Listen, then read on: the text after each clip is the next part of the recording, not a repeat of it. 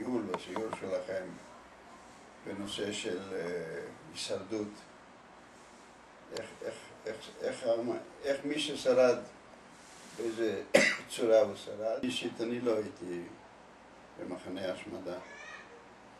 אני נולדתי באוקראינה ב-1936. נולדתי בעיירה קטנה ליד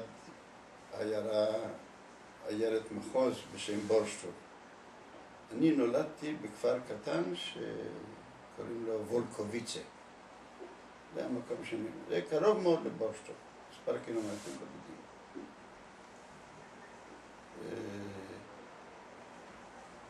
מלבדי במשפחה הייתה לי אחות גדולה שהיא נולדה 6 שנים לפניי. אם אני יליד 36, היא נולדה בשנת 30, ועוד אחות קטנה יותר ממני שהיא נולדה ב-38, ואח קטן שלגביו אין לי מסמכים, לגבי 2 אחיות, לגביי ולגבי אמא שלי ואבא שלי, סבא רבא שלך, יש לי מסמכים. לגבי האח הכי קטן שלי, אין לי מסמכים מתי הוא נולד, אבל אנחנו מעריכים שהוא נולד ב-1940.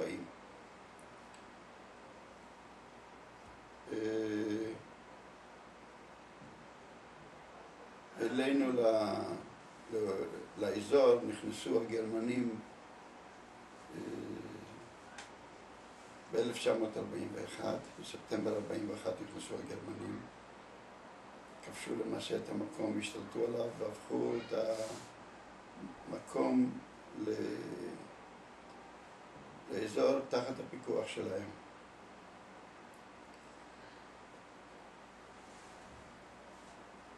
ב-1942 בסוכות, בחג הראשון של סוכות, הייתה מה שקוראים האקציה הראשונה אצלנו בעיירה בבורשטוב, ששם גרנו. אני נולדתי אומנם בוולקוביצה, אבל למשל אמא שלי נולדה בבורשטוב. אבא שלי נולד בכפר עליית, שוב פעם, בזליצה, אבל אמא שלי נולדה בבורשטוב. אנחנו גרנו בזמן המלחמה בבורשטוב. זאת עיירת מחוז די גדולה הייתה. והאקציה הראשונה, את יודעת מה זה אקציה? כן. אוקיי. הייתה בחג הסוכות, ועליה אני רוצה לספר. ואת הסיפור השני שאני אספר לך זה על אקציה נוספת שהייתה בפסח.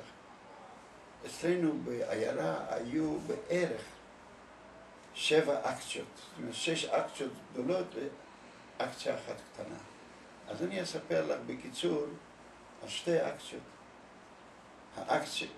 איך אני שרדתי משתי האקציות האלה, גם מהאקציות האחרות גם כן שרדתי, אבל אני אספר לך על 2, שזה יותר משמעותי.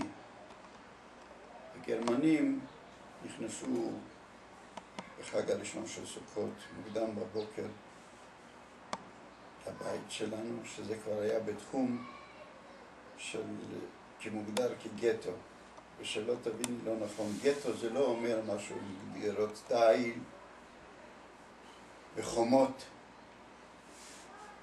אלא זה מקום שהגרמנים הגדירו אותו כאזור ששם היהודים מותר להם להיות. ושם היו לנו 2 רחובות כאלה שבהם לנו מותר היה להיות.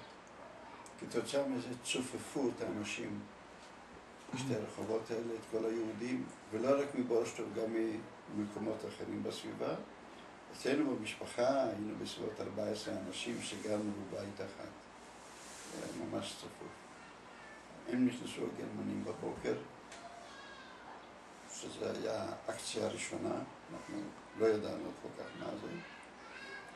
ושוב פעם שלא תביני אותי לא נכון, כל מה שאני מספר לך זה 70%, 75% דברים שאני כבר עם השנים, בעקבות גם שיחות עם אבא שלי, וגם קריאה וגם עיון, גיבשתי לעצמי.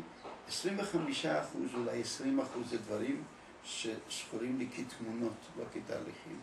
צריכה לזכור שבסך הכל הייתי, אם אני נולדתי ב-1936, 1936, וזה היה 1942, האקציה של סוכות הראשונה.